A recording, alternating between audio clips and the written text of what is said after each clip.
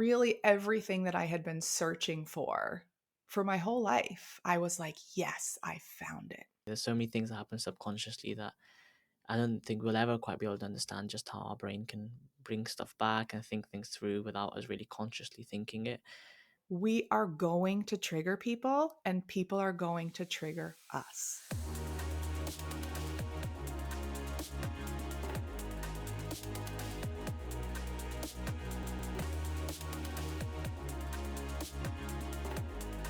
There's three main states of the nervous system, and I was taught to think about it as a traffic light.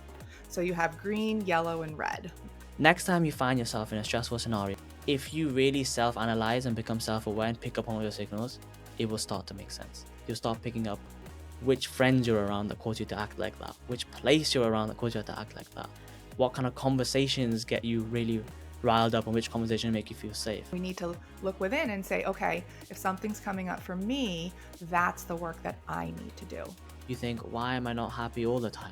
But it's not human to be happy all the time. You will be stressed at times, you will be numbed, something will happen suddenly, financially, relationship wise, anything which suddenly sends you crashing down. Do you, like me, push hard every single day, knowing that you're stressed, but continuously relabeling it as productivity? Do you confuse that productivity with hyper alertness and don't actually notice that you may be causing damage to your body? Maybe you feel exhausted and numb after work, or you find yourself on edge, jumping at small noises, convincing yourself that the pressure is just normal anxiety. I've been there, trust me. This inability to be able to tell between actual high performance energy and genuine physiological distress could be the single point that leads to the greatest risk for you. And that risk would be you losing your mind and body under stress, losing control of it, like a fear. This episode is a potential solution. I sit down with Katie Hadiaris, who is a trauma informed coach, where she shares her green, yellow, and red framework to decode your nervous system signals, allowing you to separate that high drive from actual danger. She shares her deeply personal story of abuse and healing, and she says that this distress is not a lack of resilience, but just a survival response from your past. In her own words, your body is doing it to keep you safe.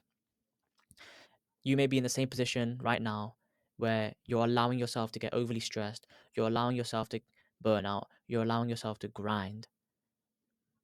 But maybe you need to allow yourself the time to recognize it for what it is and give it the time to handle and process and heal. Because if you don't tackle it now, it's only going to come back and bite you in the future. Tune in with me in today's episode to gain the clarity and the compassion needed to handle your trauma, to strategically regulate your body and mind, allowing you to sustain that success you've been having without sacrificing your well being and making sure you stay in control. Join me in today's episode. Katie, thank you so much for coming on to the Starting Story podcast with me today. It's a pleasure to have you on. How are you doing? I'm doing great. Thank you so much for having me. No worries. I'm really excited to talk about, what we have. We have quite a big of a lineup here, really. It's something quite abstract, something quite relatable, and a lot of people who are successful, want to be successful, working hard right now, grinding. All those people will probably go through this kind of aspect of how do you make sure you're in control of your own body, of your own nervous system, how to make sure you're not overstressing yourself, grinding too hard, but at the same time you're not under stressing or, getting too lax with it. How can you know and be self-aware that way? Uh, and I've heard that you've got a couple of traffic light systems, a couple of frameworks that people can use to kind of, understand this thing better. Mhm. So, without further ado, could you give me a little bit of an understanding of who you are and what gets you ticking? Yeah, absolutely. Well, I'll even just start with telling you my story and how I got here. So I live in Maine in the US, and I kind of was navigating my career. I'm 45 now, but for the first half of my career, I was really just trying to like figure it out. Like, Mm-hmm. where do I belong? What am I supposed to be doing with my life? I worked at a large insurance company for 15 years, and it was a great company, but it was corporate Yeah. America, very just not fulfilling. I did well. I learned about leadership. There was a lot of good that came out of it, but I ultimately just felt like this isn't my passion. This isn't where I belong. Mm. And so, right around during the COVID time, I ended up making the switch to a much smaller company recruiting for insurance companies. So I was like, yes, this is how I'll do it. This is how I will figure out how to switch industries in my 40s. And I started at this company. It was, like I said, smaller. They didn't have HR. And I immediately did well there. I was recruiting. So I was talking to people about their career and what Mm. motivates them. And that's always been the part of work that I really liked. I had already been an ICF certified coach. So that really just fit in with my style. What I wasn't really expecting was a manipulative boss. Oh, okay. Pretty quickly after starting there, I was what I now know getting love bombed by my boss. And so there was a lot of like, "Oh, Katie, where have you been? Like, Yeah. this has been your home all along. We're your family here. You're such a good culture fit. You're going to make so much money. You have the it factor. Like, we're going to fast track you." Wow. Everything that I wanted to hear, and really everything that I had been searching for my whole life. I was like, yes, I found it. And that lasted about 4 months, which is not very long. And right around the 4 month mark is when the wheels kind of started to fall off. My boss, as it turns out, was an alcoholic and Mm. started drinking on a work conference trip, and then started saying really awful things to me and telling me I needed to go network and get off his teat. Texting me things like, "I Gosh. effing hate you." Like, just all of a sudden things switched. And I was like, I don't know what's happening. I can't believe this is happening. I had really gone into this job wanting to crush it. So Mm. even though I wasn't really happy in my insurance job, I had always considered myself to be a high achiever. And so I went into this job. There was an opportunity to become a partner there. And I was like, I'm going to go in and I'm going to crush it. I'm going to kill it. I'm going to do whatever I need to do to get to the top. So that's something to think about out there for the high achievers, like the mindsets that you have when you go into new jobs, because that Yeah, actually made it pretty easy for them to kind of take advantage of that. of course. But long story short, there was a lot of manipulative and abusive tactics that I didn't really see. I didn't know what was going on, but my body really started to send me signals. My body was picking up on perceived threats. And so I did what a lot of people do is I went up in my head and I rationalized them away. I intellectualized them away. I said, you can handle this. This is what it takes to be successful here. This was a sales job. It was my first sales job. I'm like, okay, this is what it's like in this industry. You need to suck it up. You need to push harder. You need to work harder. Mm. Meanwhile, my body was screaming at me. And the longer time went on and the more I ignored these signals from my body, the louder they got. So I really started to have a hard time sleeping at night. I Mm. would was crying a lot. I was very on edge. Like, people would walk by my desk and say hi and I would jump from being startled because my body was just so on edge. I see. And then eventually it got to the point where I had to admit that I wasn't in control, that I didn't actually have it, and that this was a workplace and it was not a family, and it was Mm. not okay what was happening. That led to meeting with the CEO of the company in a conference room, trying to figure out what was going on. And whatever the CEO said that day really made me feel dismissed and minimized, and that he wasn't taking my story seriously.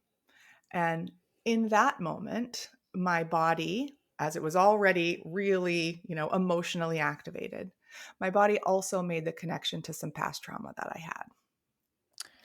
Okay. Yeah. So I'll just so pause so there. yeah, I'm just trying to think there. So a lot has happened. I think the thing that I mean, I'm sorry you had to go through that. That's a crazy experience. I mean, I suppose it's something that you've clearly learned a lot from, but in the moment, hearing those things like not able to sleep, crying, being on being on edge, like even getting startled by simple things, makes like a shudder run up my spine. Like, I don't know what I'd be Mm. like if I was in that phase where my body's telling me like, please do something different, but not this. I want to ask if when initially you said that you noticed some signals, what were they like? Because some for other people they might be having the same thing. It might not be a boss, but it might be their own business. It might be an employee. It might be something else that's causing them to get stressed or burnt out. What might be some of the signals that you notice that other people might notice and would let them know that, by the way, something is going wrong. Let's try and fix it. Yeah, most of the time people just call this anxiety. Like, Yeah, exactly. I'm having anxiety. What Mm, I later learned from when I became trauma informed after this is how the nervous system plays into all of this. mm, So for me, and actually, I'll just sort of let you know how I think about the nervous system. There's three main states of the nervous system, and I was taught to think about it as a traffic light. So you have green, yellow, and red. Green mm, is a regulated state. That's how I am most of the time now, but that's when you're calm, you're confident, people are safe, you have clarity, you have connection with other people. It's like beautiful place to be. mm, What happens is when your body picks up on a threat, a perceived threat, you really because it's reminding you of something from the past. So there's something going on in the current moment that your body goes, this reminds us of a time in the past when we weren't safe. And so I need to alert you and I need to let you know by sending you a message through your nervous system. mm. So your nervous system will shift into what's called a sympathetic nervous system response or yellow on a traffic light, which means caution. So most people think of this as fight or flight, but it's really about being immobilized with energy. Like your body is filled with energy. Your pupils dilate so you can see better. Your middle ears disengage so you can hear like lower level frequency sounds. If you think about it like being in the jungle and hearing ruffling, like Mm. you The would sort subtle of sounds start picking them up. yeah. So your middle ear disengages. Your heart beats faster, so blood pumps out to all your extremities so that you can run faster and get away, or you have the energy to fight. So this is why we call it fight or flight. Your body stops putting energy towards things that it doesn't need, like digesting your lunch. Mm. So that's why we get a nervous stomach. So all of these like physiological things are happening in our body. And in today's culture, a lot of times we're like, oh, I just have anxiety. Something's wrong with me. Yeah. So that's what was happening to me in the conference room is that my body was really just picking up on a perceived threat. Now, the red in the traffic light, our bodies can't stay in that state forever. It's too much energy. It's not meant to be a long-term thing, but Mm. that doesn't mean we just go back to being regulated. We don't just go back to green. So what we'll do instead is go to a red state or like a dorsal vagal shutdown. That's when we become numb, disconnected, Ah, I see. disassociated. So a lot of people spend all day at work in that yellow sympathetic state, like Yeah. really revved up. And then by the time they get home, they are exhausted, shut down, no energy for anything. And really, they'll just like numb out. I see. Interesting. See, the way you were describing the yellow state, I would think that that's the red state because if you're describing people as almost getting prepared to fight a threat, almost in a primitive caveman style, then you would think that that's clearly someone who's in the red state. They're not always in control. Their body's preparing. It's on edge. They're not relaxed, basically. But yeah, the red state is even further. It's almost like this, like so you go from green, which is you're comfortable. You go to yellow, which is like you're stressed, and then you go to red, which is like you don't know what's going on anymore. Like you've just numbed. Like you don't have any interest. I feel like maybe some people might even put that into like almost like pre-depression kind of. That's how it's sounding a little bit like not really having interest, not really exploring any hobbies, just feeling like I exist and I don't really know what to do anymore past that state. Yes. Yeah. And I can see why you could say that because red can sort of evoke like anger or fury. Uh huh. That's Yeah. kind Yeah. of what comes to mind. But on a traffic light, red means stop. Mm. Fair enough. So a lot of times that's really what it is. Like you're just it's a lack of energy. So where yellow is you have this in like this abundance of energy. Mm. Red, you don't have enough energy. So that's part of how you start tracking your nervous systems. If you think about it like green, yellow, and red, what state are you in? But so the kicker is your body is doing that because it loves you and it is trying to send you a message and let you know that there is a perceived threat. Now, Mm. in my situation, when I was in that conference room, my body was screaming. And when the CEO was talking to me, my body perceived that as danger because of how I felt minimized. And what I didn't know at the time is that in old trauma, so 20 years prior to that, I had been sexually assaulted by a coworker. Oh gosh. And I went to the police because I felt like this that's what you're supposed to do because those were my own behaviors coming up for me and what I was conditioned to believe. And so I was like, this is what you were supposed to do. And so I went to the police and they sent me away. They didn't even take a statement. They said that's not what happened and sorry, too bad. And so here I was 20 years later knowing that something was not right in the workplace and being like, I'm going to go talk to the boss about it because that's what you're supposed to do, because this Yeah. is actually bad for the company. Like, you cannot have your leaders getting drunk at conferences and harassing employees. So I'm going to tell them and they're going to take care of it. And when I perceived that they were not taking care of it, my body made the connection between those two events. Oh gosh. Okay. Well, And yeah.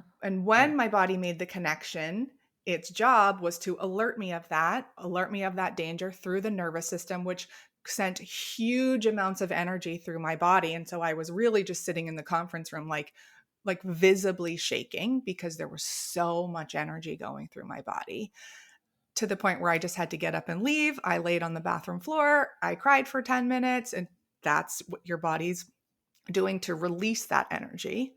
So why crying is good. Crying is our body's way of helping regulate our nervous system by releasing some of that energy. And when I left the office that day, I felt like a gaping wound inside my chest. I felt physically damaged.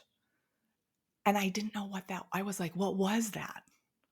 That's Mm. not stress. That's not burnout. What I later learned is that's trauma. Yeah. You're trying to almost self-analyze something like that, especially when 20 years later you wouldn't think it would come back, right? I had no idea. Yeah. Thank you for sharing that. It's quite a profound thing to share, and I suppose it gives you some clarity on why your body reacts that way. There's so many things that happen subconsciously that I don't think we'll ever quite be able to understand just how our brain can bring stuff back and think things through without us really consciously thinking it. Mhm. And that's clearly one of those moments. Um, yeah, I think when it comes to the yellow state of almost being like, I think when you say energy, I think you mean like almost like adrenaline kind of thing, Mhm. because Mhm. flight to fly is all about adrenaline, like on a scientific level. And even when you're filled with adrenaline, you visibly shake and you might be sweaty, and you might be kind of your eyes dilate and you're like preparing to attack or run away either way. So for some people, well, what I mean is everyone's stress is different. And so, for example, if you take any scenario, like if we put someone into a busy or stressful environment, one person would immediately go into the red state and be like, well, this is too much. I can't handle it. I've been so stressed that my body's gone numb.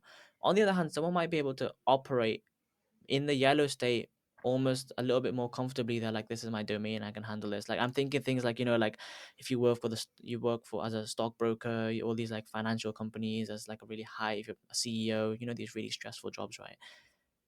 Of course everyone's stress tolerance is different. So for some person sitting in the morning opening their emails and seeing 200 emails might be enough to send them into the, well, I'm like full of adrenaline. How can someone identify then what for them is specifically those states of green, yellow, and red? Because for Mm. everyone it's different. Yeah, absolutely. So it's getting out of your head and into your body, which Mm-hmm. you may have heard before. And a lot of times people hear that and they're like, I don't know what that means. Yeah. Same thing as like feel your feelings. Like Before I learned about trauma, I actually Googled, like, how do you feel your feelings? Like, I don't actually know how to do it. And how you do it is you get out of your head and into your body. Like, you have to stop thinking about it. Like, you can't think your way out of that.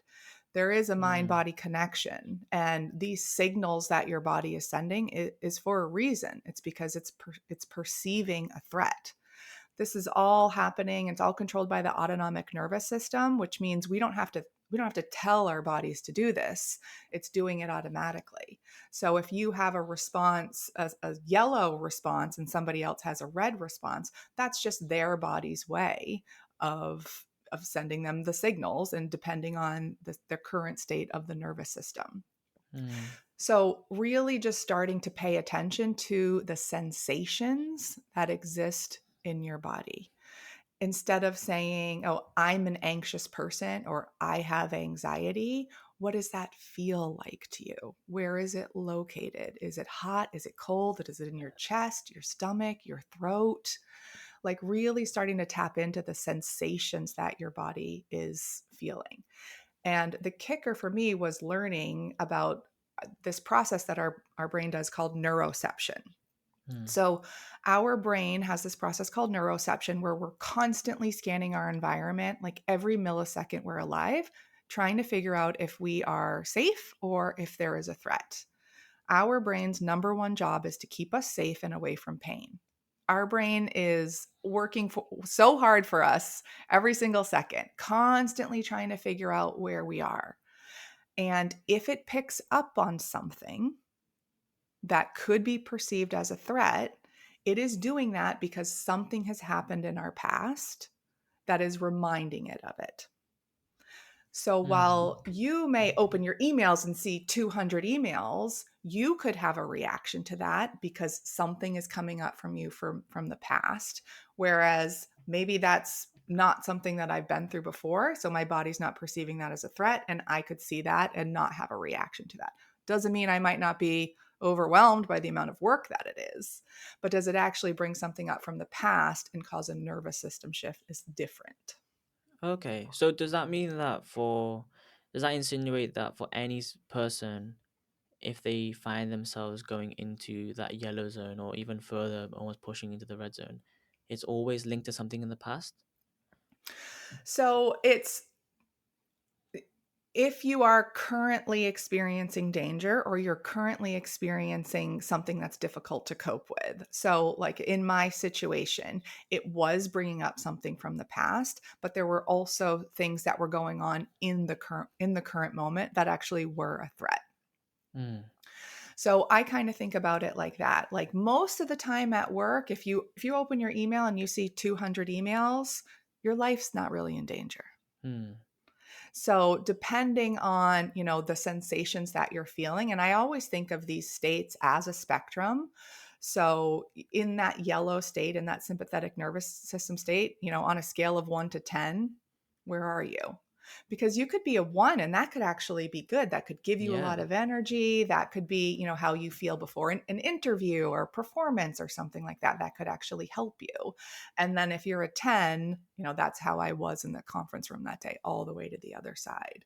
So it's Mm. really about knowing you specifically, figuring out what's going on inside of you so that you can assess the current situation and go, hey, is this really about this? Or is there something coming up for me from the past? I see. It makes sense because the brain is built on experiential learning. So Hmm. whatever it's going to tell you or suggest you is based on what it's experienced in the past. Because your brain's not connected to anyone else; it only knows its own experiences to base the current one off.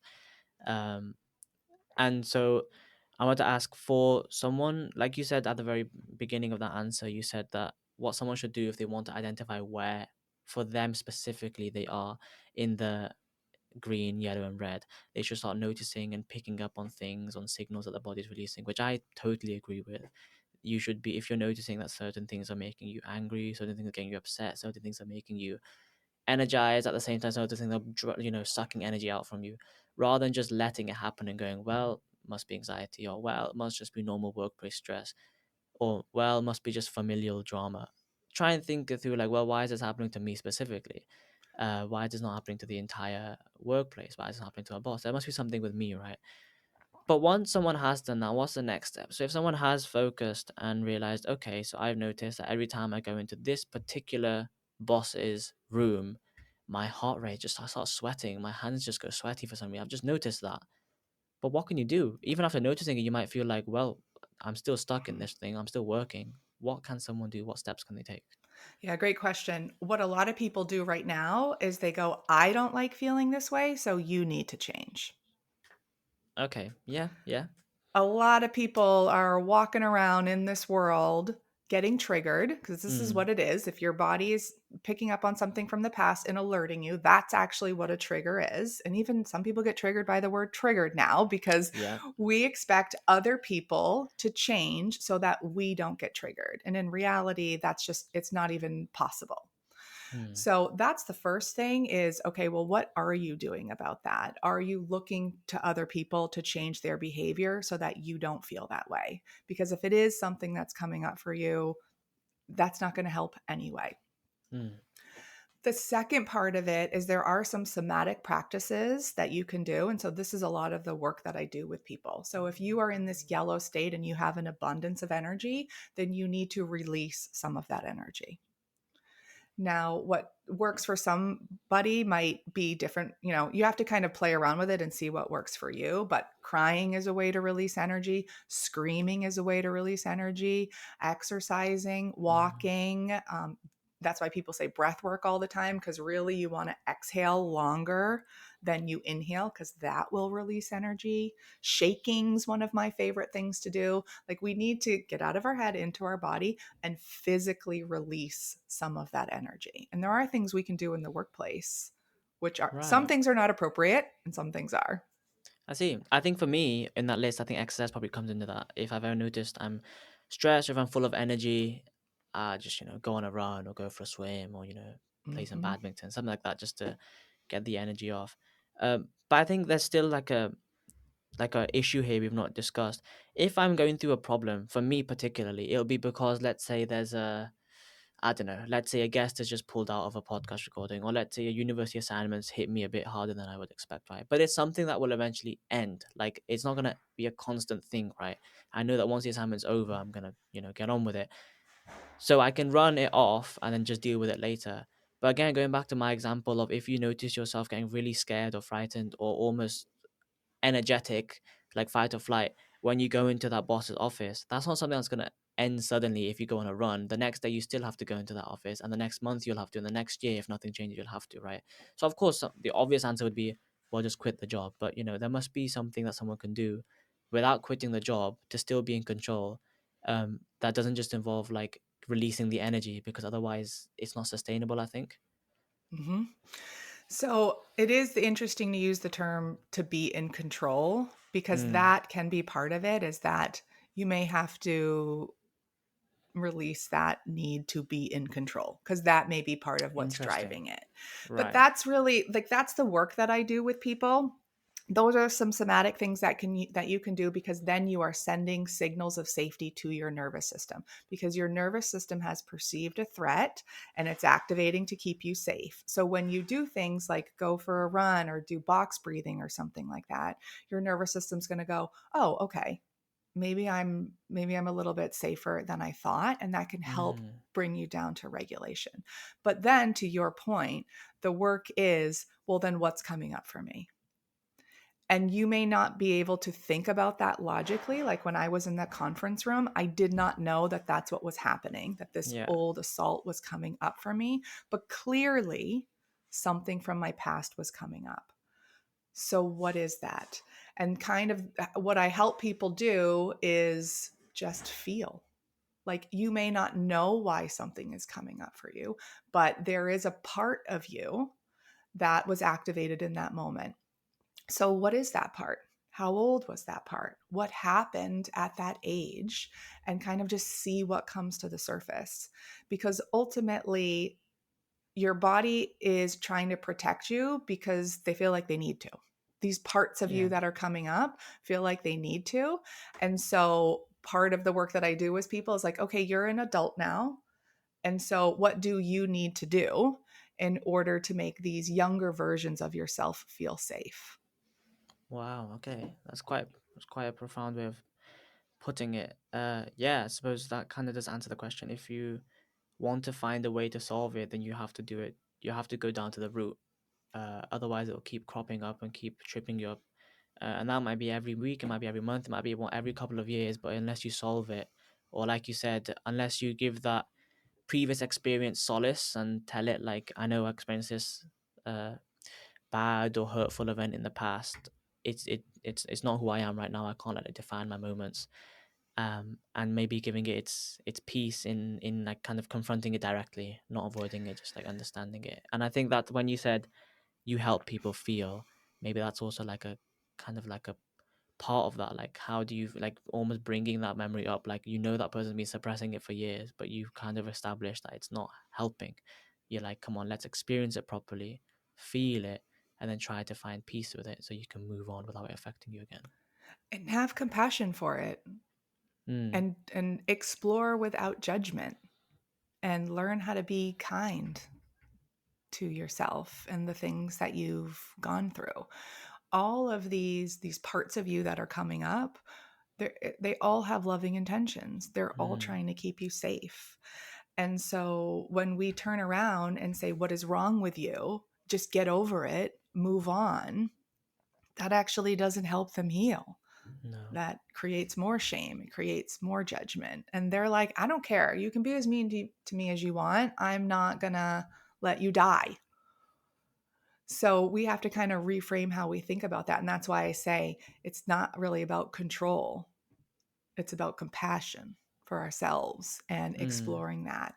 And that is really how you figure out what you need to do and what boundaries you need to set.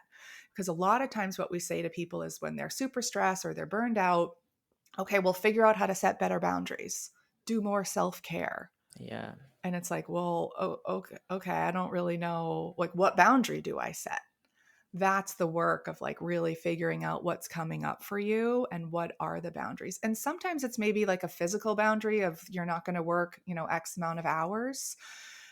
But sometimes it's okay if things aren't perfect.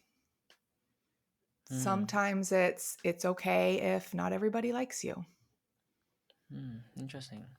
So from what you said, it sounds a little bit like your job is a slight percent almost like a therapist, like helping people heal from past traumas and giving them the time and the space to maybe go through the knots from the past and untangle them in a way.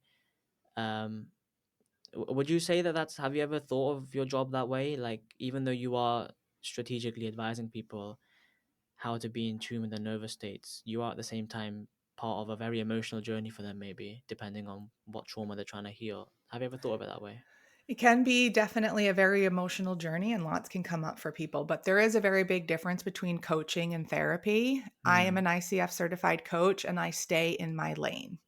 So it's very common for people to kind of think every time we're talking about emotions, that means therapy. mm, But there are lots of different healing modalities out there, and therapy can be great for people. Therapy is a medical model. yeah. So they may diagnose you or they will, kind of look at it through the medical lens. Coaches, on the other hand, are different. We are focused on sort of where you are now and how do you want to move forward, not thinking about it from a medical lens. So while that does include kind of like what's coming up for a trauma informed coaching perspective, that's really more to have an understanding of how it's affecting you now and not necessarily to go back and like process all the traumatic experiences that you've been through. So Okay. there is a difference there. Okay. So the difference, if I understood correctly, was coaching is more to the point, maybe. What is it that's affecting you right now? Let's practically try and fix that. Whereas therapy is maybe a longer, more, let's try and fix your entire childhood trauma and make sure you're back to feeling good, maybe, whatever good means for each person. Coaching, I think, is a little bit more actionable, maybe, than therapy. But yeah, of course, it depends because people have different conditions and the brain is so complicated, it's hard to categorize anything into a certain boundaries, and it really, there's too many gray zones for there to be any zones, really. um I wanted to ask for to kind of put this a spin on people who are ambitious or high achievers. how does this change? Because if someone's an employee, or if someone is, uh, I don't know, like a typical difference between, if I'm trying to compare, let's say, a CEO to an employee, right? Of course, there's going to be a higher number of cortical tasks that CEO is going to do, more decision making. They're going to naturally take on more stress. They've got more people working for them, more things to handle. How does this traffic light system work for those people? Because their roles and their responsibilities are so vastly different. It works the same. So they have a nervous system just like a frontline employee does. So it's Mm, really no different. The difference is like how regulated is a person. So the idea is never to say we need to get into the green and we need to get regulated and we need to stay there forever, because our body has these other nervous system states for a reason. Even mm-hmm. the red state, like if you're, again, bringing it back to a spectrum, for that red state, if you think about times when you're meditating or maybe rocking a baby, watching a sunrise, those really like calm and peaceful moments, that could be a little bit of a red state. So our Mm, body really is made, these three states are there for a reason. What we don't want is to get stuck there. right. So people that have a regulated nervous system, or they know what to do to regulate their nervous system, they may go into a yellow, they may get triggered at work, but they know how to move in and out of those states more easily than somebody who's, kind of just going with it. Right. Okay. And then in your work, how have you noticed that, or how have you been able to help people in different ways with this process? Because currently, what you've told me is that you help them to feel, which is crucial and really important, because it's about solving that past trauma, giving it time to heal, not rushing through it, giving it time and space to heal on its own. But as long as you're addressing it, but then also trying to find ways to strategically maybe improve someone's current way of living, depending on which state they come to you at.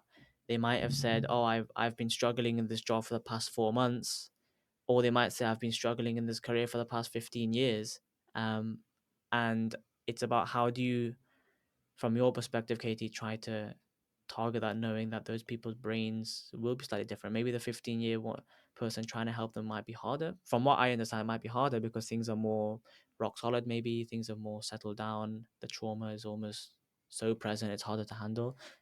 How'd you tackle that? Everyone's different. So it's really just about meeting people where they are, again, without judgment and compassion, and using the nervous system as a guide. So that's another bonus that we have when we're checked into our different nervous system states. If I'm speaking with somebody and they start to get too activated, or they start to go up in that scale on the sympathetic nervous system, it's going to be time for a break Mm, or pause. It's really about how the person feels and what they're comfortable with. We don't need to push through things. We don't need to do this faster. We're on nobody's timeline. This type of work, I mean, this is really healing. This is healing work. So it's going to take time, and you have to have grace for yourself. And again, I keep coming back to compassion. mm. I show up that way for people. I'm there to be their partner and meet them where they are. And what about for you? How do you keep yourself fluctuating, so that you don't find yourself too high on the yellow and the red? You've been through it in the past. You've tried to handle it now. How do you make sure you don't get back there? I am constantly tracking my nervous system states. So I've been doing it for a little over 2 years now. So ever since I became trauma informed, Okay. I Wow. always know what nervous system state that I'm in. And if I am in a yellow state, or if I'm in a red state, then I do the work to figure out what's going on. So I'll bring in those somatic practices. So as we talked about with yellow needing to release energy, if you're in a Mm, red, that means you have a lack of energy. So you need to create some energy in your body. Don't want to do too much too fast, but even gentle swaying or humming or singing, vibrating your throat, things like that can help create some energy in your body. So I'm very aware of my nervous system states, and I use those somatic practices to send my body signals of safety. And then I do the work and say, what's coming up for you, Katie? What do you need? okay. Wow. So you've got your own ways, and I think that's a little bit, something I kind of read between the lines there.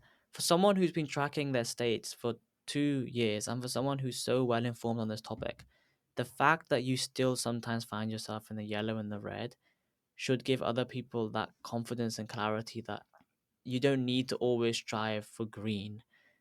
Maybe sometimes people get stressed, and I know I've been stressed in the past as well, where you think, why am I not happy all the time? But it's not human to be happy all the time. You will be stressed at times, you will be numbed, something will happen suddenly, financially, relationship wise, anything which suddenly sends you crashing down. It's it's uh it's naive to imagine you'll be in the green all the time. And I think you kind of saying that as well uh gives people the confidence, gives me the confidence at least to know that if I ever end up in a yellow or a red state, it's fine. It's human, and It's just trying to find a totally way out. it's totally human, and it's going to happen. Like, other bad things are going to happen. We're going to experience other traumatic events. Mm, And I've got 45 years of events of my lived experiences that are in there, that anything could come up for me at any time. yeah. An example that I use for this is when I was taking my trauma class, there was another woman in there who shared with the professor that her parents didn't make eye contact with her when she was a child. Her whole childhood, her parents didn't make Okay. eye contact with her. And the professor asked, "And what was your interpretation of that?"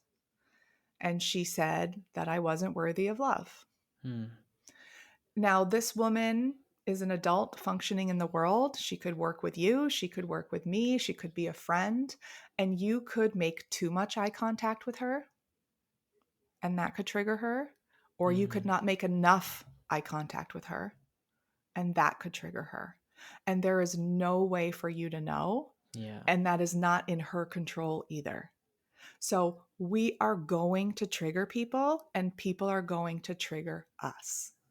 What we need to stop doing is now turning it around and saying, okay, you need to change because I don't like this. And we need to look within and say, okay, if something's coming up for me, that's the work that I need to do, because we're going to trigger each other. Yeah, and a little topic you mentioned there was about friends as well. Like if you're friends with someone and you're noticing, if you're a friend or you might be a colleague or you might sit desk to desk with someone else, if you're noticing these signs in someone where they might confide in you, like going back to our kind of example of like, oh, I've got the boss's meeting, I'm nervous again, like last time, or I've got I'm presenting for the case this Friday, I'm nervous every single time, or these kind of things where maybe you're inviting your colleague out to lunch or your friend out to lunch, and they're just there like, no, I'm fine. I don't really want to. If you're noticing they're losing that interest, they're almost numbing out, they're going through something, that you can also position yourself after knowing what we've discussed here, Katie, you can also position yourself to be that person, that word of wisdom, and saying, okay, let's try and do something together. If you have a common hobby, trying to get that person to do something, and helping them, because sometimes I definitely know for true that sometimes when you're in that moment, it can be hard to know what's going on wrong. You know something's going on wrong. Your body's telling you something is wrong, but you don't quite know what's going on. But as a third person, you might be able to help that person out. Yes. The only thing I would say about that is sometimes we are trying to help and we're not. We're making it worse. Yeah. We could be. Like, for example, when I was having a hard time at work, everybody was like, "It's not worth it, Katie. Just get a new job." Like, Mm. just get a new job. And they meant well. And yet, it actually created more shame inside of me, Mm. because there were reasons why I wasn't ready to get a new job. And I was really trying to confide in them of what I was struggling with. And they were trying to just give me answers on what to do about it. And for me, it was something coming up from 20 years prior that I wasn't even aware of yet.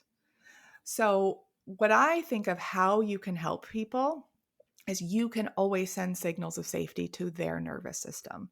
So, there is a thing called co regulation where our nervous systems feed off of each other. Mm-hmm. For So, if sure. you notice you have a friend or whoever who's not doing well, you can show up from a regulated place. You can have that calm energy. You can say kind and compassionate things, and that can help. We need to be careful, though, about how much we're telling other people what to do in the name of Mm. helping them. Yeah, it's a delicate dance, I think. It's definitely worth a try if you are in that position. There's no harm in at least trying to help someone else. But yeah, it is like a dance between how much are you helping and how much are you potentially not helping. But it's a difficult topic anyways. You don't know how hard that person's going through. We never truly know 100% of someone else. But I think what we've discussed is quite profound. I like when you told me before about the traffic light system. Obviously, we'd never discussed it in this detail, Mhm. but even right now, like as I'm speaking to you, I start thinking of like maybe moments where I might have been in the yellow, maybe I've been in the red. But when you don't give something a label, like it's quite nice that you've given a label, Katie, because when something's unlabeled, you're there like something's wrong with me and I don't quite know what. But then giving someone almost the liberty to say something's wrong with me, I know I'm in a yellow state. Just that simple labeling of something that almost seems unlabelable gives you a sense of control. Maybe it gives you like feels like you're at least there's something you can name and work on. And I think this is a really deep topic for anyone in any state they're in. Not all the time do I have a guest on the podcast where we can talk about something that is relatable to anyone.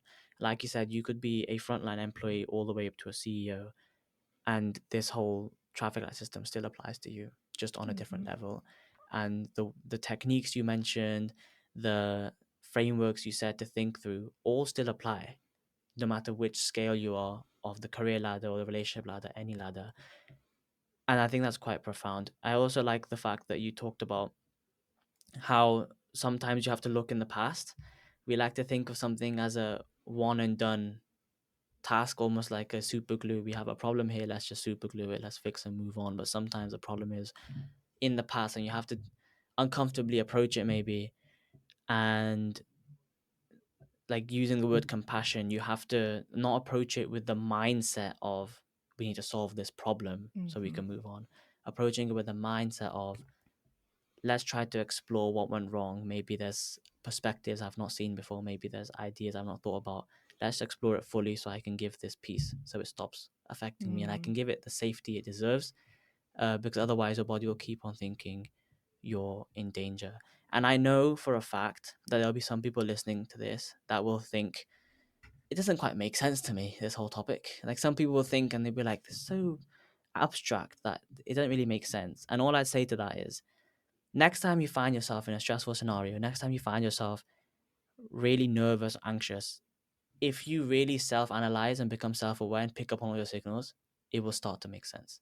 You'll start Mm. to realize what's going on. Because sometimes for people, right, sweaty hands, high heart rate, brain fog, it's so normalized that you go, well, there's nothing different. But if you really focus on it, you'll start picking up which friends you're around that cause you to act like that, which place you're around that cause you to act like that, what kind of conversations get you really riled up and which conversation make you feel safe. And then you're like, wow, it makes sense now. There is safe Yeah. zones, there is dangerous zones, and it's about navigating your way through them and giving your body the chance to heal if it needs to.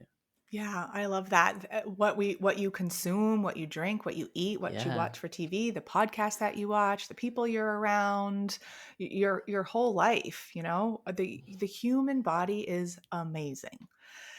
Learning about this, and this is all based on the polyvagal theory, learning Mm, about this really helped me understand the science behind what was going on in my body. It wasn't something I could mm, control. I didn't need to carry the shame of what my body did in that conference room because my body was doing it to keep me safe. yeah. And and I'm thankful for that.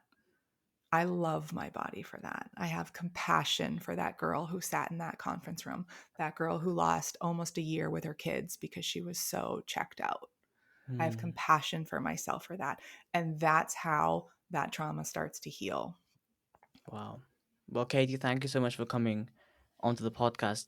I'm really thankful you've shared some really deep parts of your history about your story, some really sensitive information, which, you know, it really helps people like me and other people to understand where you're coming from and why this is so important for people around the world. And yeah, the main thing I really find interesting is how you're able to frame it all in a way that makes sense. It's really important. We don't have enough people that can translate something about the brain or any complex topic into something that's in English and understandable and relatable. So I thank you for taking the time, taking the years to almost educate yourself.